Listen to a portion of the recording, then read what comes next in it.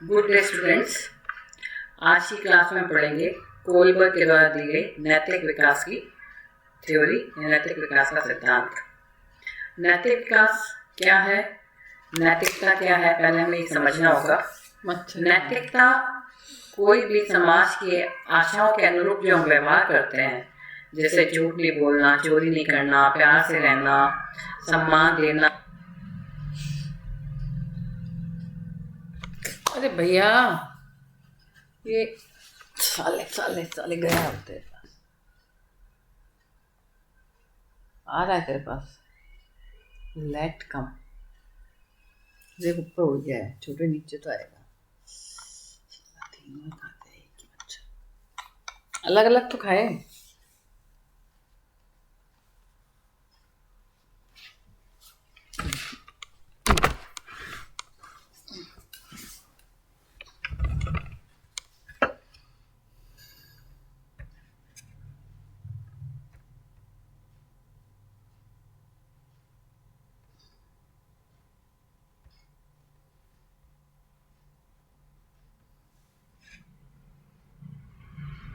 शुरू करूं तो वो नहीं कर रहा क्या बंद दरवाजा? नहीं, रहने दे रहने दे रहने दे रहने दे रहने दे कर रहा हूं। नहीं रहने दे, फिर पापा भी आएंगे तो फिर लगेगा, खोलेगा तो कट्टर कट्टर खोले। अच्छा, मैं पी कर दूंगी ना।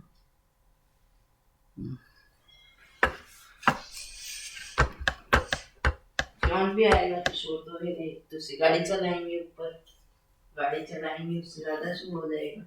खटर से तो एक बार ही बोलेगा खट।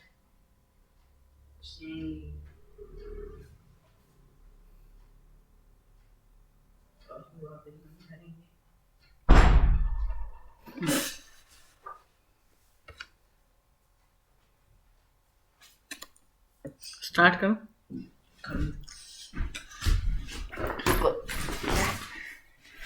बुड्ढे स्टूडेंट्स, आपके सारे स्टूडेंट्स बुड्ढे हैं। स्टार्ट करो।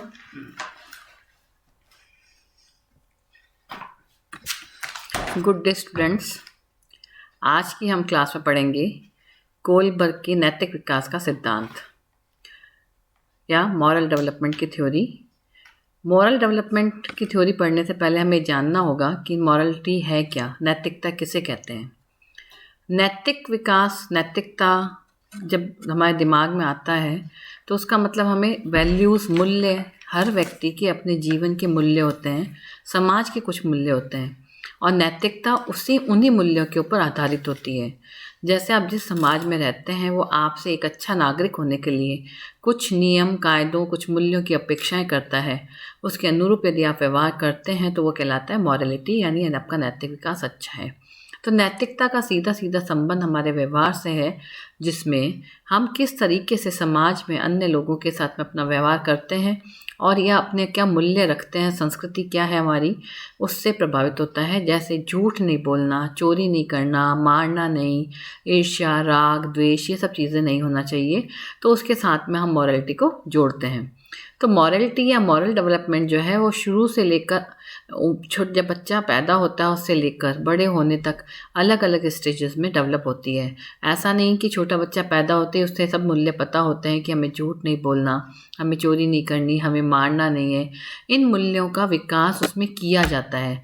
कभी यह विकास उसके अनुभव के द्वारा होता है, कभी पनिशमेंट के द्वारा होता है, कभी प्रेज़ के, रिवॉर्ड के द्वारा उसमें किया जाता है और उसे विभिन्न नैतिकताओं के बारे में जागरूक किया जाता है, उससे समझाया जाता है कि कौन सा बिहेवियर जो है वो मॉरलिटी से संबंधित है। तो हम पढ़ेंगे कोलबर्ग की थ्योरी। कोलबर्ग के पहले हम उसका इंट्रोडक्शन देखेंगे कि कोलबर्ग कौन थे। उनका पूरा नाम था लॉरेंस कोलबर्ग। कोलबर्ग का जीवन किस तरह से, अक्टूबर 15, 1927 को उनका जन्म हुआ था न्यूयॉर्क में। 1948 में उन्होंने यूनिवर्सिटी ऑफ शिकागो से अपनी बैचलर की डिग्री कंप्लीट की थी साइकोलॉजी में। 1949 में उन्होंने डॉक्टरल डिग्री अपनी शुरू की थी यूनिवर्सिटी ऑफ शिकागो से ही और 1957 टू 58 में उन्होंने अपनी डॉक्टरल डिग्री को कंप्लीट किया और उनकी डिग्री किससे संबंधित थी? Moral development of children. 1968, as a result of his dissertation research, Kohlberg found professional fame. 1968 में उनको अपनी थीसिस के द्वारा बहुत ज़्यादा प्रसिद्धि मिली। 1969, influenced by the Gibbs in his travel in Israel, Kohlberg returns to US and found several just communities। और उन्होंने अपने आप को उसमें स्थापित किया, जो उनकी थ्योरी थी उसके अंदर उन्होंने अपने आप को डुबा के इज़राइल में वापस आके उन्होंने अपना यूएस में अपना काम शुरू किया। 1971, while conducting cross-cultural work in Belize, Kohlberg contracted a tropical disease that plagued him physically and mentally for the next 16 years। उसके बाद में वो बीमार हो गए 1971 में। On leave from a Massachusetts hospital where he is seeking treatment for the above illness, Kohlberg commits suicide by drowning himself in Boston Harbor। He was 59 years old। In 1987 में इन्होंने अपने सुसाइड कमिट कर लिया था क्योंकि वो बीमारी से पीड़ित थे हॉस्पिटल में रहते ही, और वो उस समय में 59 years old थे। Theory of moral development. Kohlberg extended Piaget's theory. उन्होंने पियाजे की थ्योरी को ही बेस मानते हुए उसको बढ़ाया और प्रपोज किया कि moral development is a continual process that occurs through out the life span. उन्होंने कहा नैतिक विकास एक लगातार निरंतर चलने वाली प्रक्रिया है जो कि जीवन पर्यंत चलती है। पियाजे की थ्योरी का भी यही था, उन्होंने भी यही था कि कॉग्निटिव डेवलपमेंट जो है वो जन्म से लेकर अंत तक पूरे लाइफ स्पान में चलने वाली निरंतर प्रक्रिया है। Use Piaget's story telling technique to tell people stories involving moral dilemmas. उन्होंने पियाजे भी अपनी जो भी उन्होंने रिसर्च करी और थ्योरी दी थी, उन्होंने बच्चों को कहानियाँ सुनाकर उससे जो रिजल्ट आया, उनसे जो उनका जवाब आया, उससे अपनी थ्योरी को प्रूव किया था। तो इन्होंने भी मॉरल डिलेमास को देखने के लिए कि मॉरलिटी कैसे डेवलप होती है, उन्होंने विभिन्न आयु वर्ग के बच्चों को स्टोरी सुनाना शुरू किया और उनके जवाबों के आधार पर वो इस निष्कर्ष पर पहुँचे कि उनका मॉरल डेवलपमेंट कैसे हो रहा है। He based his theory upon research and interviews with groups of young children। उन्होंने अपनी थ्योरीज जो है वो उसी के ऊपर आधारित की थी कि उन्होंने खूब सारे बच्चों के ऊपर, यंग बच्चों के ऊपर अपना रिसर्च किया और उनके इंटरव्यूज़ लिए। उनको कहानी सुनाने के बाद में उनके जवाबों को जो है वो उन्होंने एनालिसिस किया।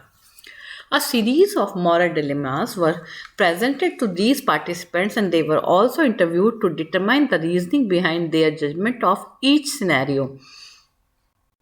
वो बच्चों को कोई कहानी या स्टोरी सुनाते थे और उसके बाद में उनसे उनका जवाब पूछते थे और उस जवाब या उस निर्णय तक पहुंचने के कारण, उसके पीछे क्या कारण था, उसको वो विश्लेषित करते थे और उसके बाद में उन्होंने अपनी थ्योरी का प्रतिपादन किया। One of the best known stories of Kohlberg's 1958 concerned a man called Hans who lived somewhere in Europe। जब भी हम मॉरल डेवलपमेंट की थ्योरी पढ़ेंगे कोलबर्ग की, तो हमें ये स्टोरी पक्का सुनने में आएगी और जो भी आपको बताएगा तो ये जरूर स्टोरी जो सबसे ज़्यादा फेमस स्टोरी थी मॉरल डेवलपमेंट के रिलेटेड, वो स्टोरी थी जो 1958 में उन्होंने हैंस नाम के व्यक्ति के लिए, जो यूरोप में कहीं रहता था, उसके ऊपर लिखी थी। उसके नाम से जानी जाती है, हैंस के नाम से। ये स्टोरी क्या थी? A women was near death from cancer. एक लेडी बिल्कुल कैंसर की वजह से मरने वाली थी। One drug might save her. एक दवाई जो है वो शायद उसको बचा सकती थी। A form of radium that a druggist in the same town had recently discovered. वो दवाई कौन थी कि उसी जिस शहर में वो लेडी बीमार रहती थी, उसी शहर का जो दवाई बेचने वाला था या ड्रगिस्ट जो था, उसने अभी अभी कोई रेडियम जो है वो डिस्कवर किया था, जिससे कि उसके ट्रीटमेंट के द्वारा उस औरत को बचाया जा सकता था। The druggist was charging $2,000 10 times what the drug cost him to make। मतलब वो उसमें उस दवाई को बनाने में जितना पैसा लगा उससे 10 गुना ज़्यादा मांग रहा था, उतना उसको पे करना पड़ रहा था। मतलब यदि वो दवाई वो ख़रीदना चाहता है, उसको व्यक्ति उस औरत को बचाने के लिए दवाई ख़रीदना चाहता है, तो उसको $2,000 देने पड़ते, जबकि उसकी कॉस्ट सिर्फ $200 थी। The sick women husbands Heinz, जो उस बीमार औरत का पति था, उसका नाम था Hans. Went to everyone he knew to borrow the money. हर व्यक्ति के पास गया जिसको वो जानता था कि मुझे पैसे उधार दे दो।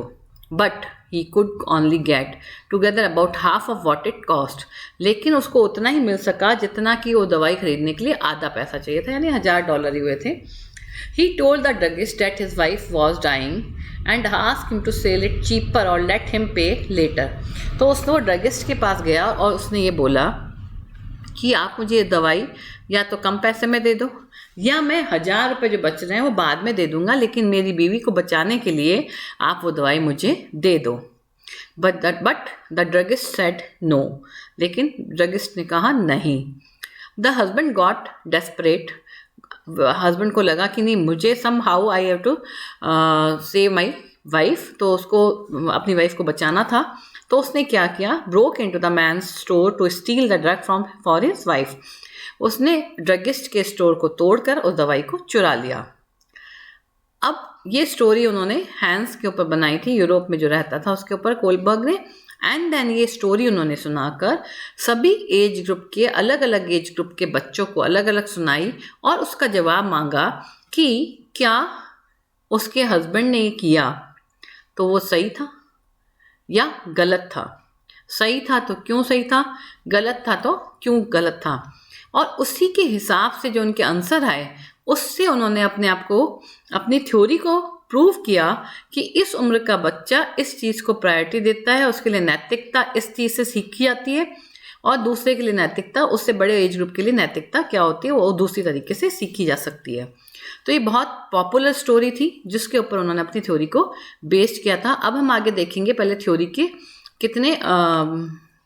के कितनी स्टेजेस हैं और हर स्टेज के अकॉर्डिंग इस वाली जो कहानी है उसमें लोगों का जवाब क्या होगा। इसको हम देखकर हम समझेंगे कि मॉरल डेवलपमेंट जो है व्यक्ति में किस प्रकार से होता है।